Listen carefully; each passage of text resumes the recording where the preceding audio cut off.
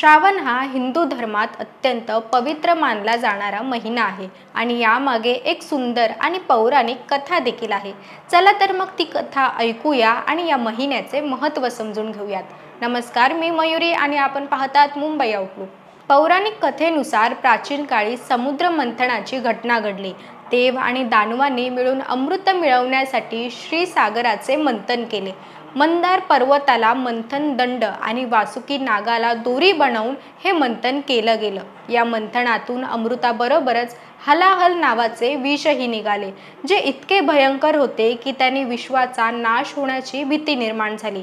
सर्व देवांनी भगवान शंकराला विनंती केली की हे थांबवायला हवे। महादेवाने सर्व देवांच्या विनंतीला मान देऊन विश्वाच्या रक्षणासाठी हे हलाहल विष प्राशन केले, पण ते त्यांनी गिळून न टाकता आपल्या कंठातच ठेवले। यामुळे महादेवाचा कंठ निळा पडला आणि त्याला नीलकंठ असे नाव मिळाले।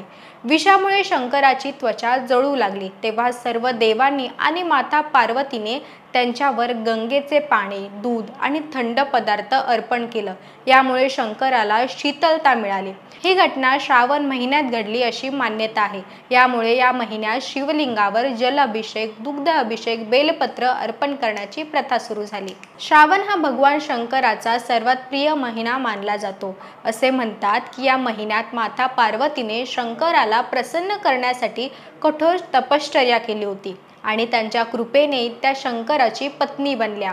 म्हणूनच या महिन्यात शंकराची पूजा, उपवास आणि रुद्राभिषेक केल्याने मनोकामना पूर्ण होतात।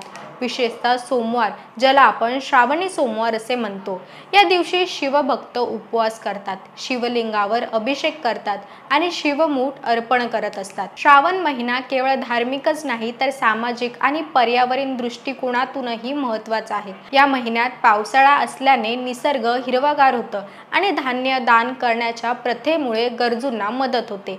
शिवमूठ आणि कावड यात्रा यांसारख्या प्रथा भक्ती आणि एकतेचे प्रतीक आहे। नवविवाहित स्त्रिया या काळात सासरच्या कुटुंबाशी नाते दृढ करण्यासाठी शिवमूठ व्रत करत असतात। श्रावण महिन्याची कथा समुद्र मंथन आणि भगवान शंकराच्या नीलकंठ रूपाशी जोडली गेली आहे।